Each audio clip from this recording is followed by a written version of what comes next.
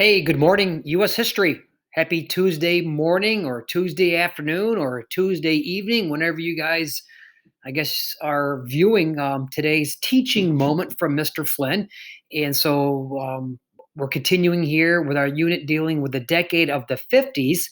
And as we're dealing with the decade of the 50s, last week in our living document, we did a great job kind of talking about, the peace and the prosperity and the progress that the United States made during the 50s.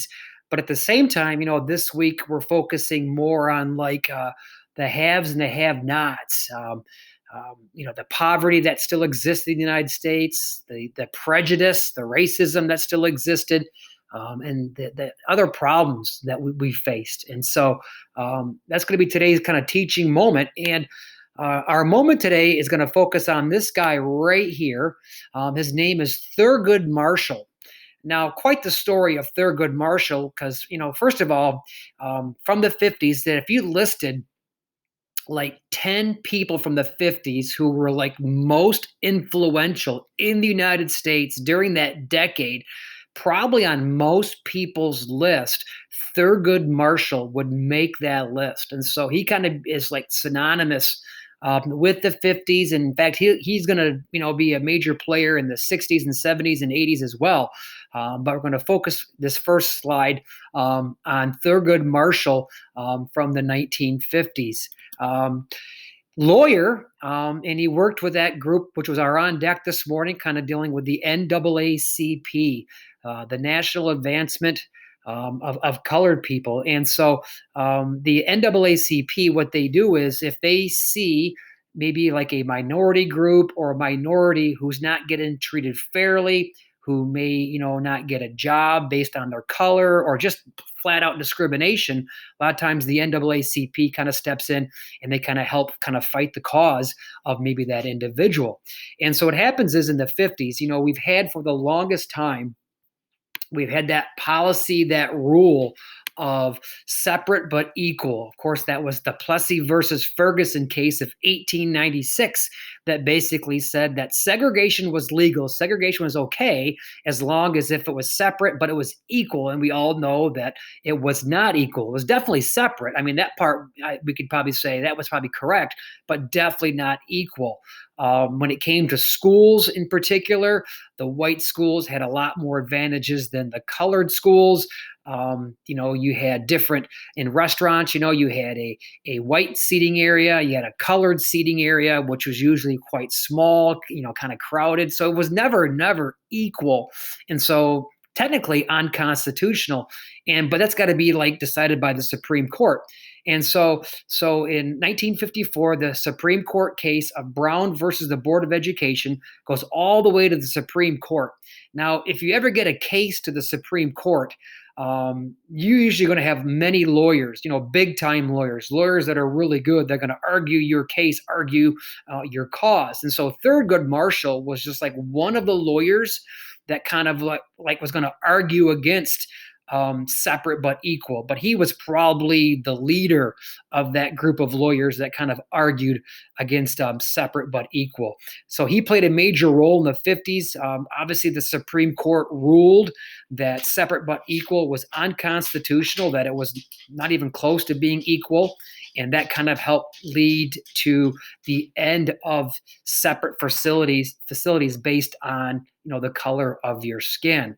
So as you can see there in the newspaper clipping, that the High Court, which is the Supreme Court, bans segregation in public schools. And of course, that goes on to like public restaurants and public transportation. Okay. Now, the story of Thurgood Marshall does not end there. Okay. So he argued for that the Brown versus Board of Education at the Supreme Court.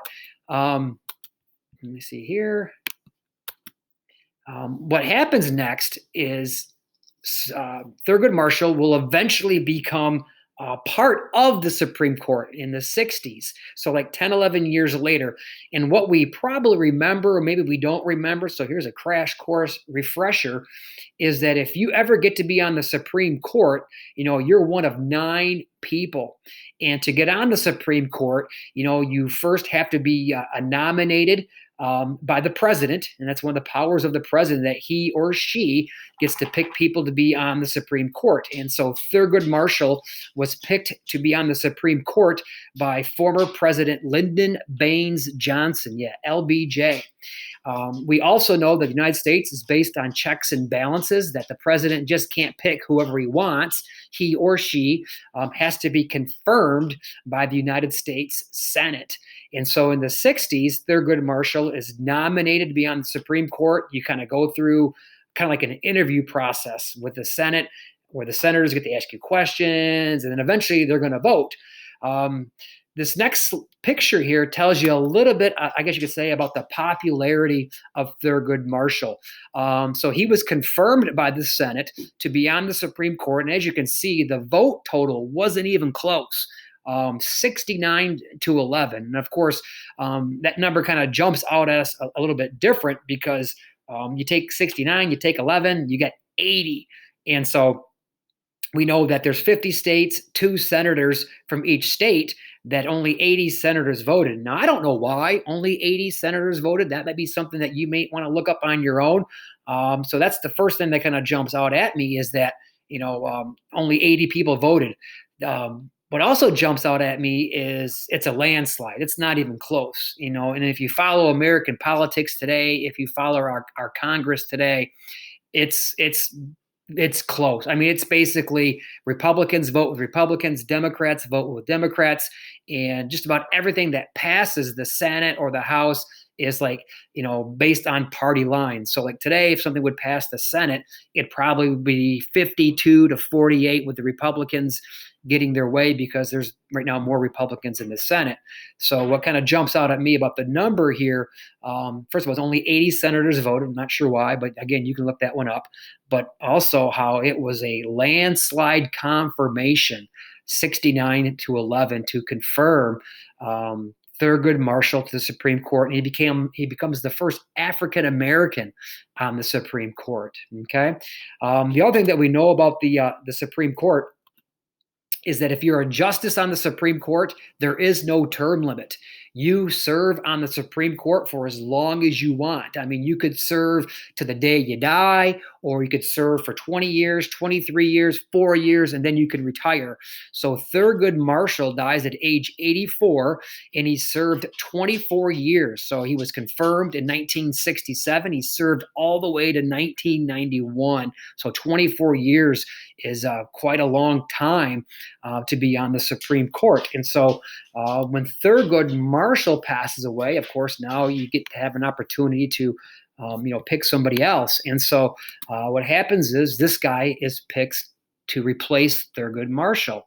And his confirmation was close. I mean, this one was like a razor thin vote.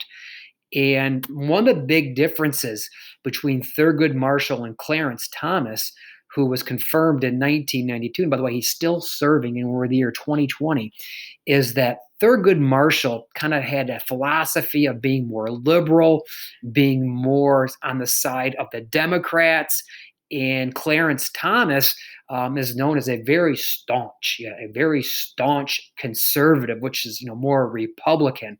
And so, kind of the spin on this is obviously Thurgood Marshall, African American, Clarence Thomas, African American, but we all know it goes more beyond just the color of your skin. It's kind of like what you stand for and what you believe in. And so, Clarence Thomas being a lot more conservative, more Republican-esque, replaced, a more liberal, more Democrat in Thurgood Marshall. But without a doubt, back in the 50s, if he had like a top 10 list of the most influential people of the decade, Thurgood Marshall helping win that Supreme Court case of Brown versus the Board of Education played a major role of shaping the decade of the 50s. And of course, it ended segregation.